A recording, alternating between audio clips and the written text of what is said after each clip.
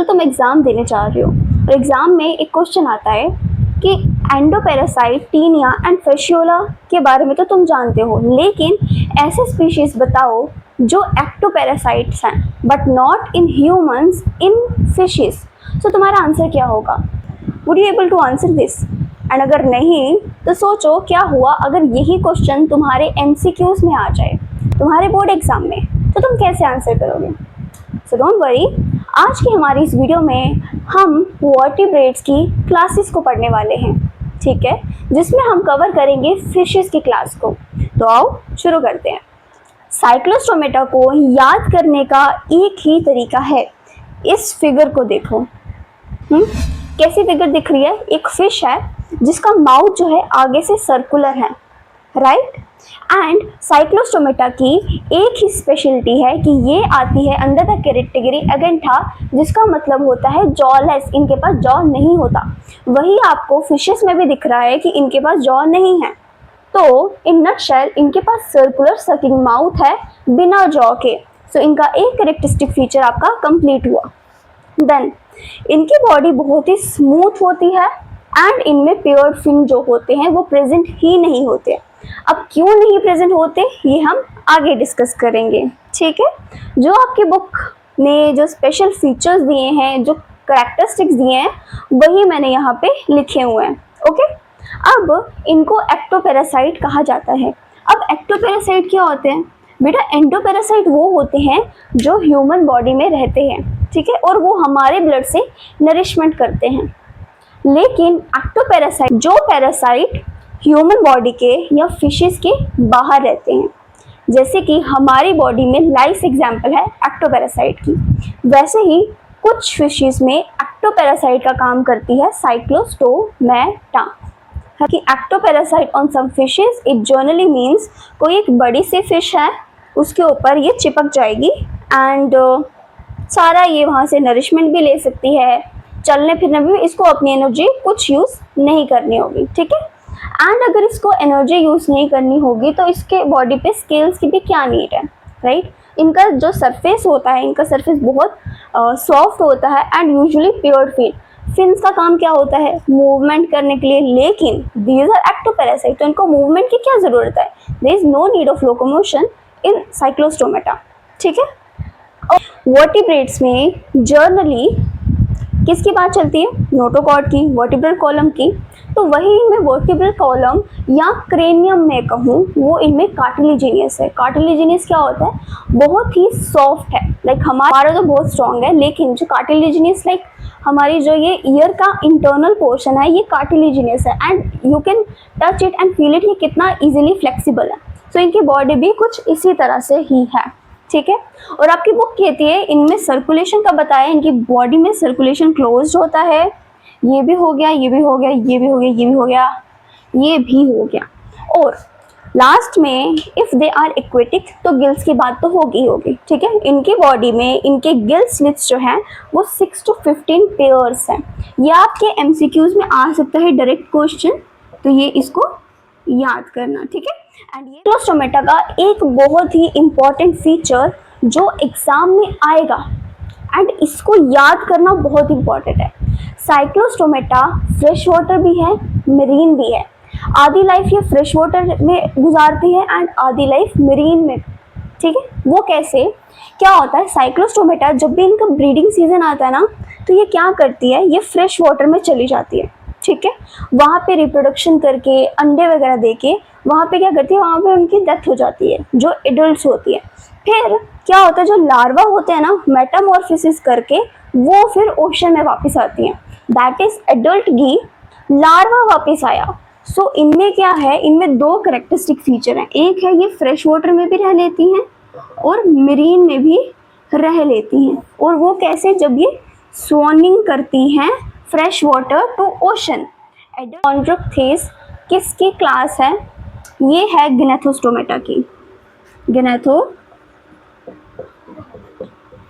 की। अब इसमें क्या होता है, इट बियर्स जॉ। सो अब हम उसी के बारे में पढ़ेंगे कि what are the features of chondrichthyes, right. सबसे पहले तुम ये फिगर देखो, कैसी फिगर है? एक फिश है जो कि एक टिप से बहुत ही नैरो है एंड बीच में से जाके ये वाइड हो रही है। तो मैं दिखा, अब तुम देखो as compare to the previous fish जो हमने पढ़ी उसके मुकाबले काफ़ी रफ टेक्सचर कैरी करती है। वो क्यों? बिकॉज इनकी बॉडी पे प्लेकोइड स्केल्स हैं। प्लेकोइड स्केल्स जनरली बहुत रफ होते हैं, थोड़े थिक होते हैं, जिसकी वजह से इनकी बॉडी क्या है, थोड़ा रफनेस शो करती है। एंड मैंने तुम्हें कहा कि ये कुछ टिप से थोड़े पतले एंड बीच में से जाके थोड़े मोटे दिख रहे हैं, कुछ इस तरह से,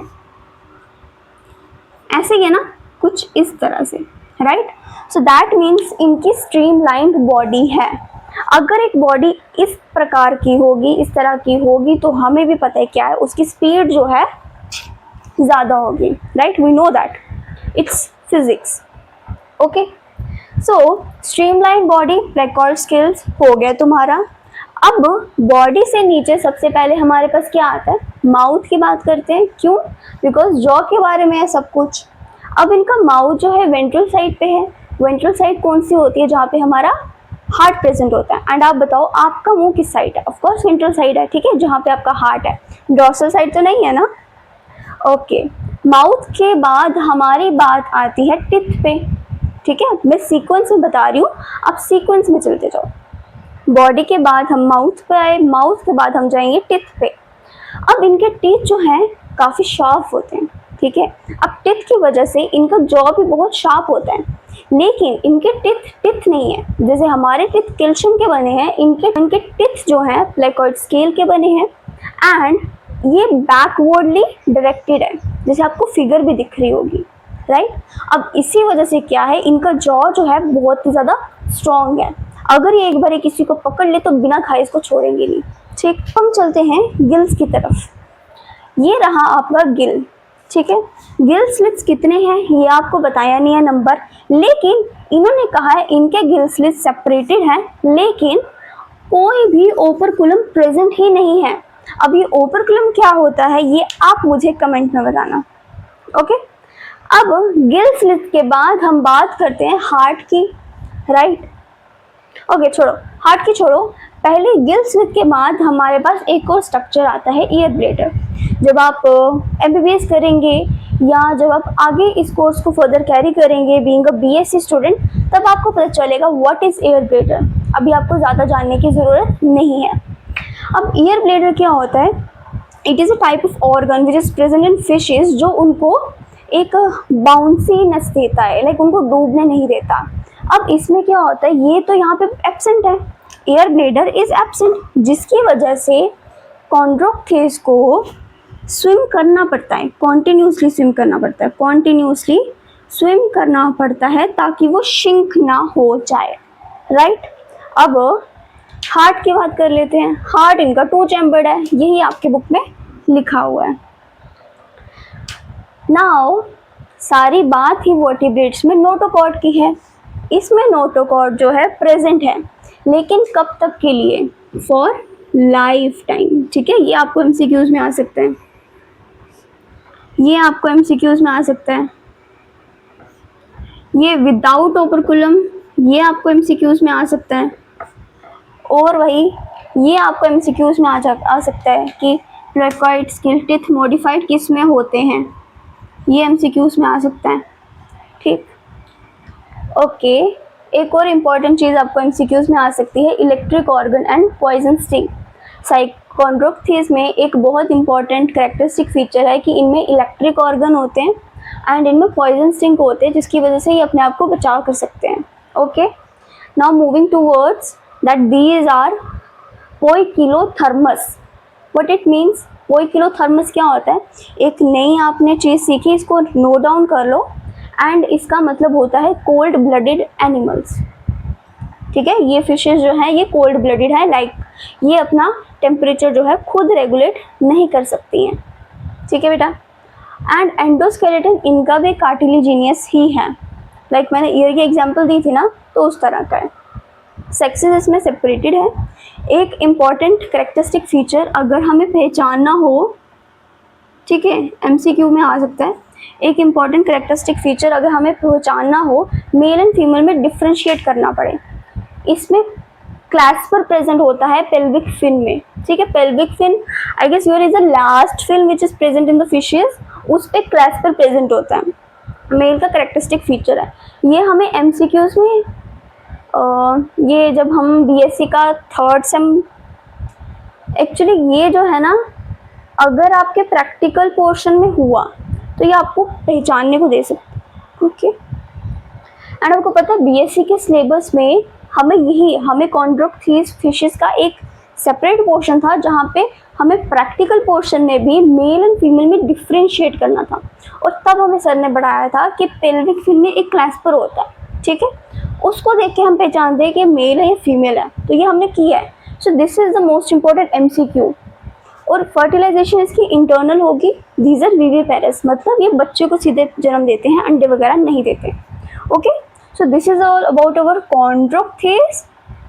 इतना ही था, यही आपको जनरल कैरेक्टरिस्टिक फीचर्स आते हैं, इससे बाहर आपको कुछ नहीं आएगा। एंड नंबर ऑफ एमसीक्यूज मैंने बता दिए। इसमें सारे जनरल कैरेक्टरिस्टिक्स आपकी पिछली फिश से ही मिलते जुलते हैं, बट यहाँ पे डिफरेंस आता है कि यहाँ पे प्लेकोइड स्केल नहीं, टिनॉइड स्केल है। बॉडी इनकी भी स्ट्रीमलाइंड है। टिनॉइड स्केल्स हैं जिनकी वजह से इनका जो सरफेस है वो ना ही ज़्यादा टफ बनता है ना ही ज़्यादा smooth, because these are thin and smooth scales होते हैं, ठीक है। फिगर भी आपको दिख ही रही होगी। अब इनकी बॉडी से गुजरते हुए हम इनके एंडोस्केलेटन पे जाते हैं। इनका एंडोस्केलेटन बोनी है, कार्टिलेजिनियस नहीं है, ठीक है। अब यहाँ पे आ जाओ इनके माउथ पे। माउथ इनका प्रेजेंट है टर्मिनल साइड पे, ठीक है। सो माउथ इनका टर्मिनली प्रेजेंट है। ये फिशेस मराइन और फ्रेश वाटर दोनों हैं, राइट। इनके गिल स्लिट्स प्रेजेंट होते हैं और वो कवर्ड होते हैं ओपर्कुलम से। लेकिन एक इम्पॉर्टेंट चीज़ कि अगर साइक्लोस्टोमेटा में 6 to 15 pair of gill slits present हैं तो इसमें सिर्फ 4 pair of gill slits present है। ये आपको कॉन्ट्रडिक्शन में एमसीक्यूज में आ सकता है। Number of gill slits and what is the major difference? That is the presence of operculum, right? Now moving towards the air bladder. Gill slit के बाद air bladder इस पे प्रेजेंट है, सो इट मीन्स इनको continuously swim नहीं करना पड़ता और इनको डर नहीं होता शिंक होने का, राइट। एयर ब्लेडर से तुम आओ हार्ट पे। हार्ट इनका भी 2 चैम्बर है, दिख रहा है। सारे जो भी कैरेक्टरिस्टिक फीचर्स हैं वो सेम है। अब यहाँ पे आओ सेक्सेस पे। सेक्सेस इनके सेपरेटेड है। फर्टिलाइजेशन जो इसकी है वो एक्सटर्नल है, राइट। फर्टिलाइजेशन क्या है? बाहर है, बाहर हो रही है फर्टिलाइजेशन। और यहाँ पे these are oviparous. Oviparous means अंडे देने वाले, राइट। और इसमें डेवलपमेंट जो होती है कोई भी लार्वा स्टेज के थ्रू नहीं होती है, डायरेक्ट डेवलपमेंट होती है। सो ये भी तुम्हारा एक एमसीक्यूज में आ गया कि ऑस्ट्रोक्थीज में डायरेक्ट डेवलपमेंट होती है या नहीं होती है। मैंने तुम्हें यहाँ पे लिखा है CD animals. So what it means? CD का मतलब होता है ये पोइकिलोथर्मस है नेचर में। ऑलवेज अगर तुम्हें ये साइंटिफिक चीज़ें अगर याद रखनी है तो इनको कॉन्टिन्यूसली यूज़ करो। अगर तुम यूज़ नहीं करोगे तो तुम भूलते जाओगे। पोइकिलोथर्मस मतलब cold blooded animal, that means ये अपना टेम्परेचर जो है बॉडी का खुद मेंटेन नहीं कर सकते। Number of examples you need to learn. Chondrichthyes की बात करूँ, साइक्लोस्टोमेटा की बात करूँ या ऑस्ट्रोक की बात करूँ, मैं बता दूँ अगर एग्जाम में आएगा ना बेटा तो तुम्हें सिर्फ एक ही चीज़ आएगी, जनरल कैरेक्टरिस्टिक फीचर। एंड तुम्हें 2-3 एग्जाम्पल्स देनी है, वहाँ पे ज़्यादा नहीं देनी है। जो भी इम्पॉर्टेंट एमसीक्यूज होंगे, जो भी इम्पॉर्टेंट एग्जाम्पल्स होंगी, हम उसको प्रिपेयर कर लेंगे, बट सारी की सारी it is next to impossible कि आप सारी की सारी एग्जाम्पल्स याद कर सको। कुछ नंबर ऑफ एग्जाम्पल्स याद करना ही बेनिफिशियल है। सो वीडियो ख़त्म होते होते मैं ये तो मान सकती हूँ कि आपको कॉन्ड्रोक्थीज, ऑस्ट्रोक्थीज एंड साइक्लोस्टोमेटा में कुछ तो डिफरेंस समझ आया होगा। एंड अगर आप फर्स्ट टाइम विजिट कर रहे हो इस चैनल को, अगर आपने ये फर्स्ट टाइम टॉपिक पढ़ा है तो होपफुली आपको कुछ तो बैठा होगा। अगर आप रिवीजन कर रहे हो तो होपफुली ये वीडियो बेनिफिशियल तो हुई होगी। सो अगर ऐसा ही कंटेंट चाहिए तो लाइक करो, शेयर करो, सब्सक्राइब करो, स्टे ट्यून्ड।